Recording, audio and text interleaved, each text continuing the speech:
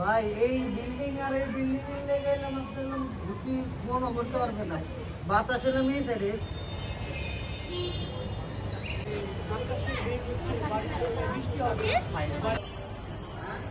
হ্যাঁ হ্যাঁ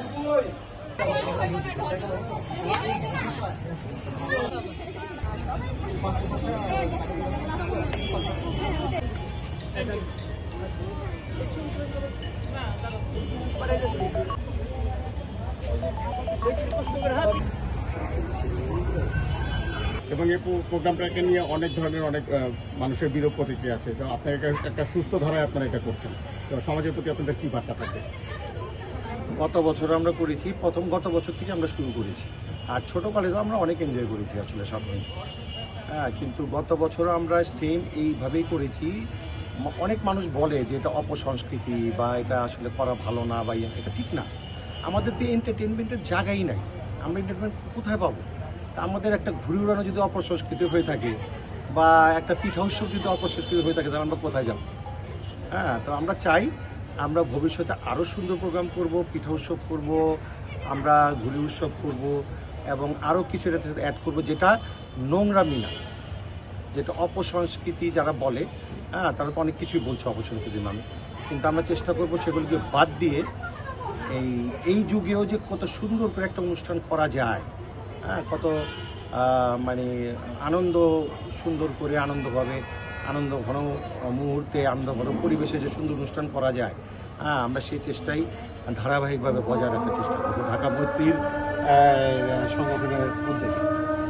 ধন্যবাদ। ঘুড়ি উৎসবকে কেন্দ্র করে যে বিভিন্ন অপসংস্কৃতির চর্চা চলছে, এই বিষয়ে আপনাদের কি বার্তা থাকবে সমাজে? ধন্যবাদ।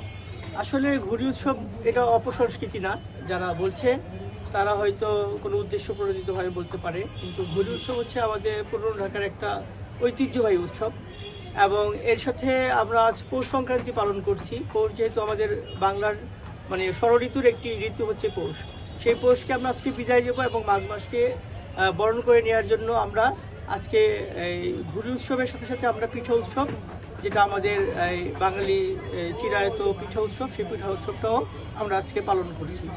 আর এই যে অপসংস্কৃতির কথা বলা হচ্ছে, আমরা অপসংস্কৃতি যেটা বলা হচ্ছে সেটা হয়তো কেউ কেউ করতেও পারে, কিন্তু আমাদের বিষয় হচ্ছে আমরা আজকে ঘুড়ি উৎসব, পিঠা উৎসব এবং আমাদের যে বাঙালি সংস্কৃতির যে ফোক ভাটিয়ালি সেই গানগুলো পরিবেশনের মাধ্যমে আমরা আজকের এই দিনটাকে উদযাপন করব এবং পৌষকে বিদায় দিয়ে মাঘকে আমরা বরণ করে নেব, সেই উদ্দেশ্যে আজকে আমাদের এই অনুষ্ঠান। নতুন প্রজন্মদের কাছে আপনার বার্তা? হ্যাঁ, নতুন প্রজন্মের কাছে আমার বার্তা হচ্ছে যে আমাদের যে পুরনো ঢাকার ঐতিহ্য ঘুড়ি এবং পিঠা পায়েসের যে আয়োজন, এই উৎসবকে আপনাদেরকে ধরে রাখতে হবে এবং অপসংস্কৃতি যে কথা বলা হচ্ছে সেই ডিজে কালচার থেকে বেরিয়ে আসতে হবে এবং একটা নির্দিষ্ট সময় পর্যন্ত, হয়তো বিকেল থেকে শুরু করে সেটা রাত 8টা-9টার মধ্যে অনুষ্ঠানটা শেষ করে সবাই যেন স্বস্তিতে ঘুমাতে পারে, কারোর যেন কোনো বিদ্রুপ না হয়, কারোর যেন কোনো কষ্ট না হয় ঘুমাতে, সেই পরিবেশ বজায় রাখার জন্য আমি নতুন প্রজন্মের কাছে আহ্বান জানাচ্ছি।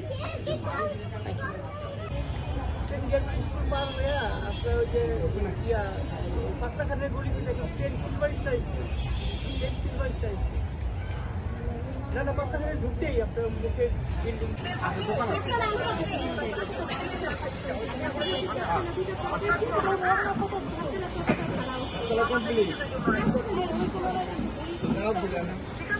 কালকে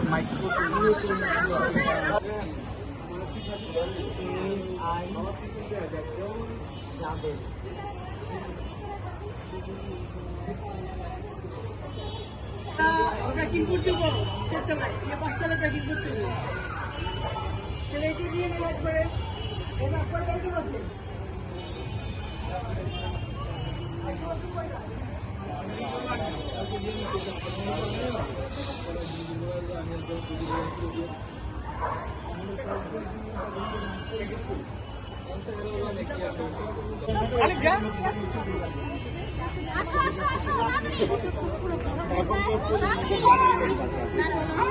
আমাদের কাছে খুব কষ্টকর।